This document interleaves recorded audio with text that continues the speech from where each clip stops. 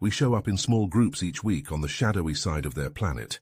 We're deposited, transform ourselves into human shapes, and slip into their civilization like specters, or at least that's how it used to happen. I never intended to fall in love, but intention rarely has much to do with it. He was among the first humans I conversed with.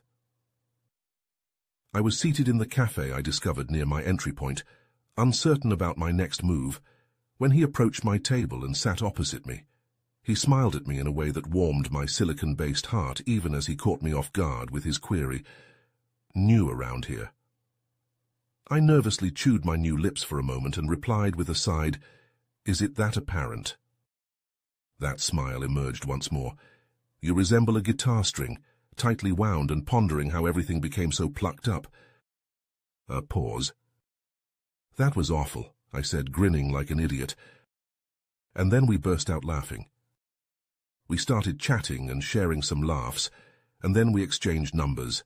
And soon after I received an invitation to join Ethan at a local event the next weekend. We clicked. I got invited to a few more gatherings. Before long I had moved in with him. I was amazed at my good fortune. As time passed, we devoted our time to developing ourselves in various ways. A few months later, I secured a position translating literature for a local university. Languages and, well, deception come naturally to my kind. I taught myself English within weeks. French and other Romance languages are quite simple. And if you can speak, read, and write 6 different languages fluently, people seldom spend much time scrutinizing your credentials. And Ethan finished his doctorate in biological science at that same university, and began research on automated genome mapping. My days were spent acquainting myself with different Earth cultures during the day, and more intimately familiarizing myself with other aspects of what it means to be human with Ethan in the evenings. My kind are ostracized on every planet where we've been found. Nobody puts faith in a shapeshifter. Whenever our species is uncovered, we spark something akin to an Earth witch hunt. I couldn't allow anyone to learn that I had landed on a Type 3 void skimmer several months back. I had studied all the files. I was familiar with the local traditions and society, knew about the region, and had crafted a history for the period before my arrival and so on. But it wasn't my behavior that ruined everything. It was a rainy November day. The rain poured down in sheets as Ethan rushed inside from his car parked in the driveway. I greeted him in the hallway of our flat, only to see his warm face marred by an expression hovering between disbelief, concern, and fear. I was hoping to transcribe your genome into a book for you. We wanted to give it to you as a surprise for our first anniversary." The equipment he had created functioned for him and all the other humans he examined. When he inserted a hair sample he had discreetly obtained from me, well, naturally the outcome was not what he had anticipated. I ought to have fled, informed one of my associates, and had an extraction and a cleanup team handle the situation. However, they might have harmed Ethan. And while I may have been somewhat angry that he had taken my genetic data without my knowledge, regardless of how upset I could become with him, I would never wish for him to be hurt. We settled in, holding our cups of tea. I switched on some soft music at a low volume on the stereo. I shared everything with him. I demonstrated my ability by cycling my hair through various colors. As I spoke, he sat there, clutching his gradually cooling tea with an expression that was entirely inscrutable, save for the clear indication that he was pondering deeply. I talked until my voice grew raspy. I revealed to him my true upbringing, the confined vessels, escaping one hostile alien civilization after another. I recounted the tale of our people's homeworld, a narrative now more akin to myth than historical record, the ravenous red giant that once sustained us, expanding outward and engulfing all that my forebears had known as home. He listened quietly, my voice unsteady as I attempted to maintain composure. At last I fell silent, having run out of words. The pensive look remained on his face. His eyes seemed as if they might see right through me. Then he began to speak. "Why are you telling me this? It puts your entire race in danger." I hesitate. I hold back tears. How can he be so composed? I don't want you to go away. He remained seated for a bit. Then he gets up, mentioning he needs to go for a drive to think things over. He departed, and whatever semblance of calm and balance I had possessed dissolved. I wept myself to sleep, my body and hair fading to a dull grey. A while later, I'm awakened by a knock at the door. It's dark outside as I sit up and collect my thoughts. I hurry to the door, spot Ethan and unlock it, anxiously pulling it open. Pale-faced, Ethan stands there looking at me with a scrutinizing gaze. Let's go for a walk. I silently follow him, locking the front door. We walk out the vacant driveway and turn onto the street. As I observe him walking, an unsettling feeling grows in my stomach as I notice he's moving like he's wearing ill-fitting shoes. He glances back at me. Do you still stand by everything you said last night? The crawling fear inched up my back as I became aware we had just passed through a vacant driveway. Where's your car? I say slowly. The man wearing Ethan's face turns back to me with dead eyes. The major questions are simple to tackle because they're distant. If you'd asked me what I believed about life elsewhere in the cosmos before that evening, I would have enthusiastically shared my thoughts on the Fermi paradox and the relativity of simultaneity. But the reality is, when destiny chooses to place an alien practically in your lap, and moreover, you develop feelings for it. Her. She's an individual, extraterrestrial or not. I developed feelings for her, so it became somewhat more challenging to quantify how I felt about the subject. The patter of rain on the windshield muffled the radio, the evening DJ's nasal voice contributing to the background noise of my inner turmoil. My beat-up third-hand Honda Civic was drifting in whatever direction my subconscious decided, as my conscious mind was preoccupied with more pressing matters. Matters, for example, like the fact that my girlfriend was apparently a shape-shifting extraterrestrial. I might have dismissed it as a poor joke if the genome mapper, a small team of scientists and I had been developing, hadn't produced the same impossible and highly specific result 3 times consecutively, and I hadn't arrived home to a full explanation and my girlfriend's hair cycling through colors like a fiber-optic lamp. For some time I simply drove and pondered my unsettled stomach.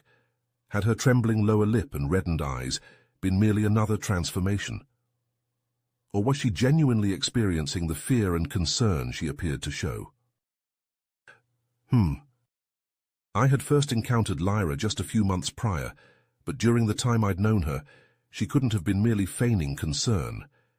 If it had all been a charade, why reveal the truth?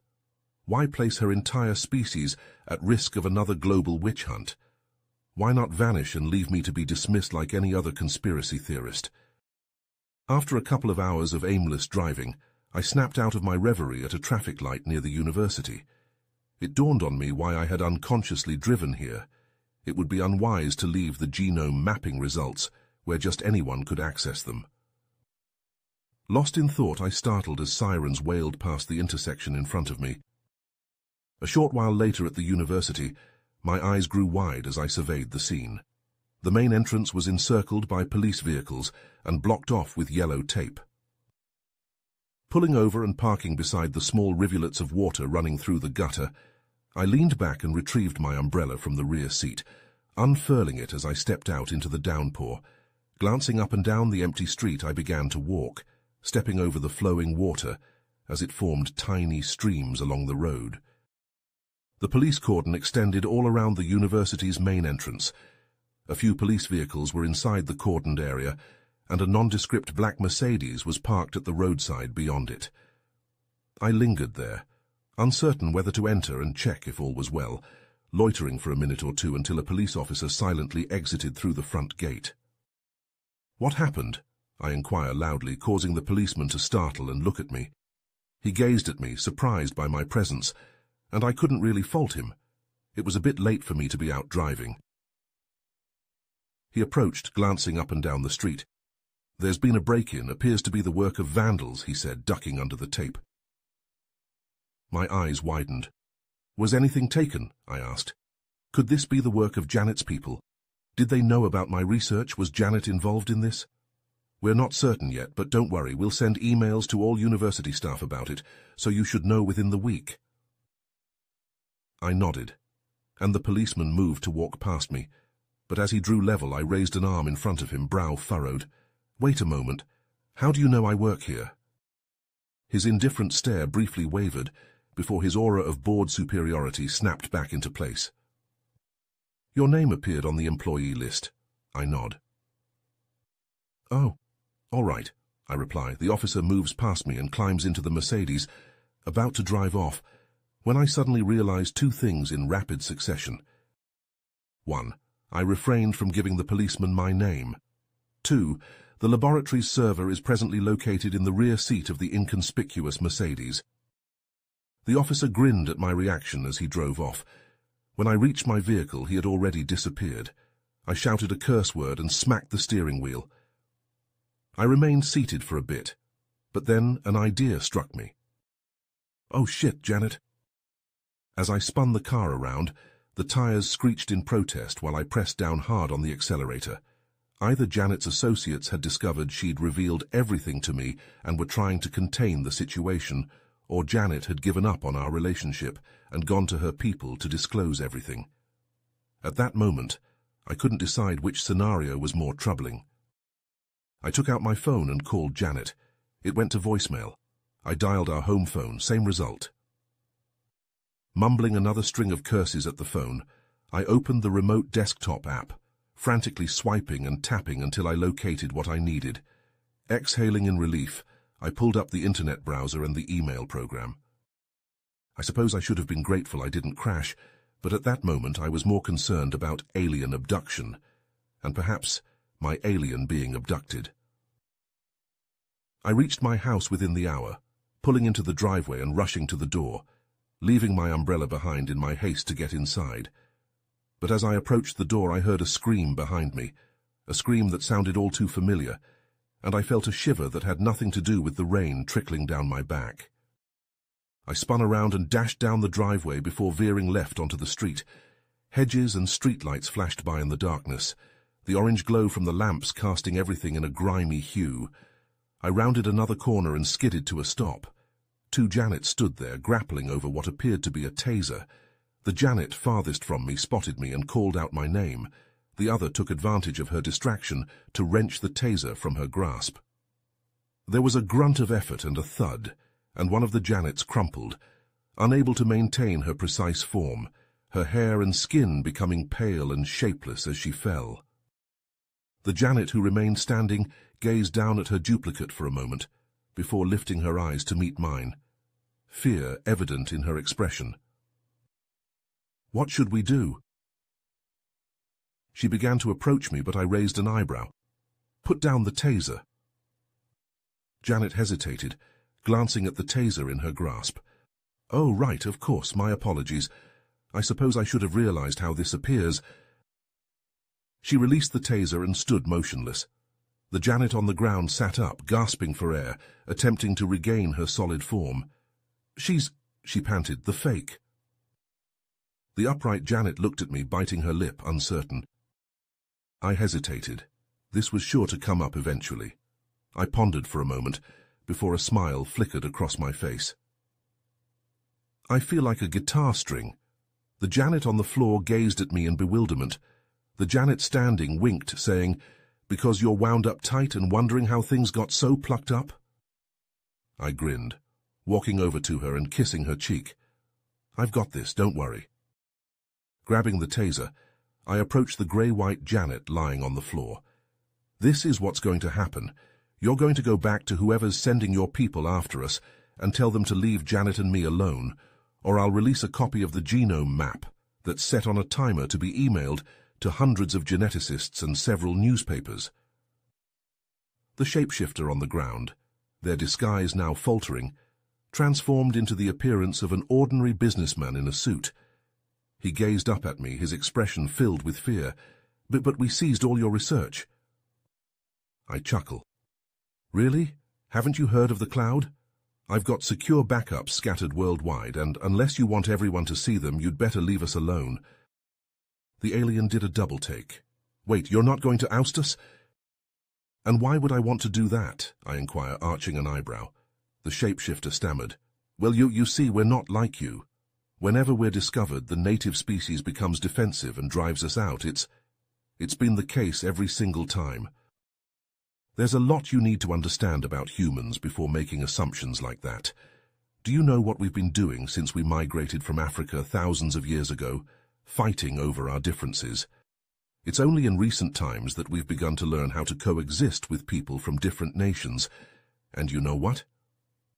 The alien's eyes grow wider. We're not very good at it, I say with a smile, before extending a hand to help him up. But we keep trying anyway. The alien rises, most of the color returning to his face. Let your people's government talk to my people's government. So what if Janet's an alien? She's the most kind-hearted, amusing person I've ever known. I'm not going to send her off our planet just because she wasn't born here. A moment of silence. I don't know how I'd manage without her. A few hours, a joint shower, countless tearful embraces and 2 steaming cups of cocoa later, and I'm seated on the sofa, holding a warm mug watching Invasion of the Body Snatchers, with Janet cuddled up, her head resting on my shoulder. So you're fine with me being a shapeshifter? She finally asks. Yeah, I trust you. You never lied to me because you wanted to. You were afraid, I understand that. She gazes at me with figuratively shining eyes.